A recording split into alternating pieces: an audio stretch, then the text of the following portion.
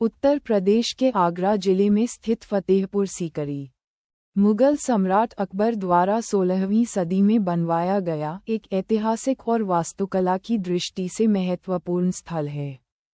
ये शहर अकबर के शासनकाल की सांस्कृतिक विविधता और समृद्धि का प्रतीक माना जाता है। फतेहपुर सीकरी का निर्माण 1569 में हुआ, जब अकबर ने गुजरात के सुल्तान महमूद बेगढ़ा पर विजय प्राप्त की। अकबर ने इसे अपनी नई राजधानी के रूप में चुना और यहाँ भव्य महल, मस्जिदें और द्वार बनवाए, जो मुगल वास्तुकला का अद्वितीय उदाहरण हैं। हालांकि अकबर ने यहाँ केवल 4 साल 1771 से 1775 ही बिताए। ये स्थान शुरुआत में उनकी राजधानी के रूप में महत्वपूर्ण था, लेकिन पानी की आपूर्ति की समस्या के कारण उन्होंने इसे छोड़कर दिल्ली को अपनी नई राजधानी बना ली। यहाँ के प्रमुख आकर्षणों में बुलंद दरवाजा सबसे प्रसिद्ध है, जो दुनिया का सबसे ऊंचा प्रवेश द्वार है। ये दरवाजा अकबर की गुजरात विजय का प्रतीक है और इसकी ऊंचाई 40 मीटर है। बुलंद दरवाजा न केवल स्थापत्य कला का उदाहरण है, बल्कि अकबर के साम्राज्य की शक्ति और विस्तार को भी दर्शाता है। फतेहपुर सीकरी में समर पैलेस और विंटर पैलेस जैसे महल भी हैं, जिनका डिज़ाइन मौसम के अनुसार था। समर पैलेस गर्मी में ठंडक देने के लिए और विंटर पैलेस सर्दी में गर्मी बनाए रखने के लिए तैयार किए गए थे।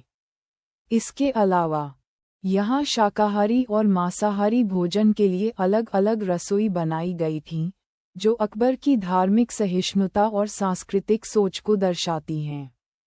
पंचमहल फतेहपुर सीकरी का एक 5 मंजिला महल है, जिसे अकबर ने अपनी शाही महिलाओं और दरबारियों के लिए बनवाया था, और यह अपनी अनूठी खुली संरचना के लिए प्रसिद्ध है, जो गर्मी में ठंडक प्रदान करती थी।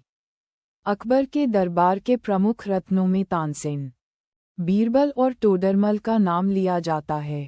तानसेन, जो अकबर के महान संगीतकार थे, अपनी गायन कला से प्रसिद्ध थे और उनके संगीत को सुनकर मौसम बदलने का दावा किया जाता था।